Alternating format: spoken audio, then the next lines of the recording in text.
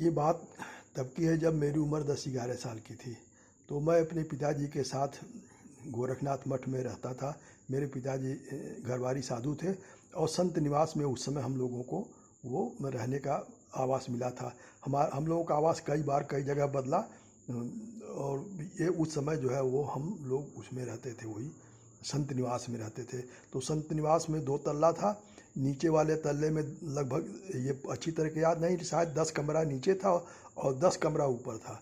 तो ऊपर वाला जो है एक उसका निकास जो है वो दक्षिण तरफ था और सामने वो था क्या कहते हैं हाता था जो चरदीवाली से घिरा हुआ था और बीच में रास्ता था और सीढ़ी भी दोनों के, जैसे 10 कमरा तो 5 कमरा इधर 5 कमरा इधर, बीच में सीढ़ी थी।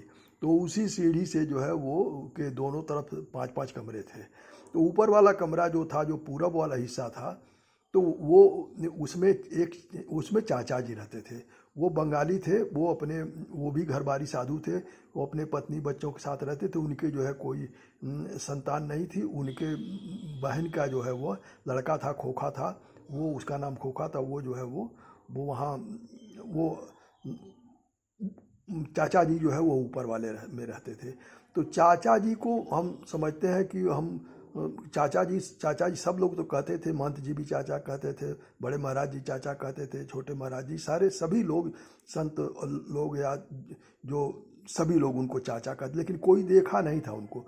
वो कमरे में हमेशा एक स्थिति में हमेशा जो है स्थिर बैठे रहते थे, हमेशा आसन लगा के बैठे रहते थे। वो एकदम योग निद्रा में रहते थे और अगर वहाँ कोई शोर नहीं कर सकता था, कोई बाजा वाजा नहीं बजा सकता था।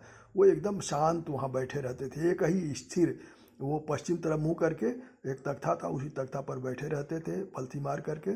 और उनको न तो मैंने कभी सोते देखा और न तो कहीं बोलते सुना। वो एकदम, हाँ, उनकी लिखी हुई किताबें, कई किताबें हैं जो गोरखनाथ मठ में जो है उस समय किताबें छपी थी। तो वो किताबों का नाम तो अभी हमको याद नहीं है, याद करेंगे बाद में याद पड़ जाएगा। आज का पोस्ट में हमको सिर्फ यही बताना है कि तो जहाँ चाचा जी रहते हैं तो वहाँ के नीचे वाले हिस्से से रोशनी जो है, आने जाने की रोशनी थी, तो वो जो है रोशनी बल्ब फ्यूज हो गया था और रात के लगभग 9 बज गए थे, बल्ब मिल नहीं सकता था। तो ये हुआ कि बड़े महाराज यानी दिग्विजयनाथ जी महाराज आए, खुद आए वहाँ कि भाई यहाँ रोशनी की व्यवस्था होनी चाहिए।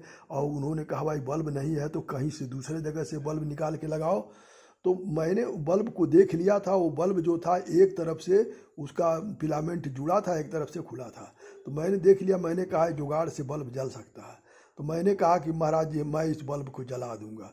तो उन्होंने कहा कैसे जला दोगे फ्यूज बल्ब? हमने कहा कि हम कोशिश करेंगे, हम जलाने की कोशिश करेंगे।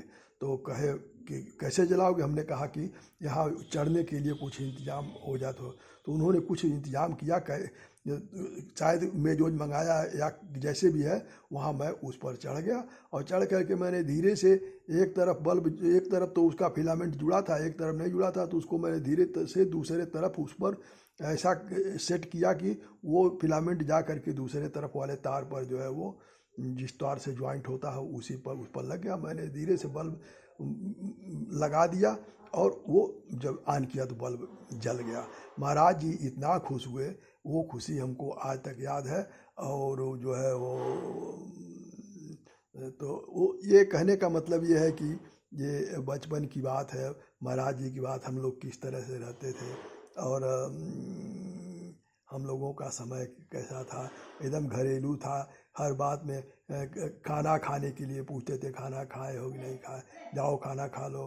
खाना जो है वो जैसे कहीं अगर हम घूम रहे हैं, पढ़ नहीं रहे हैं तो पढ़ने के लिए कहते थे, एकदम जैसे गार्जियन से भी बढ़ के वो हम लोगों का वो हमेशा वो ख्याल रखते थे। ये आज याद आ गया, चूँकि यही सितंबर में वो 1969 में उनका वह ब्रह्मलीन हुए थे। तो ये जो है मैं उसको ये आज ये उनके बारे में मैंने ये पोस्ट लिख किया।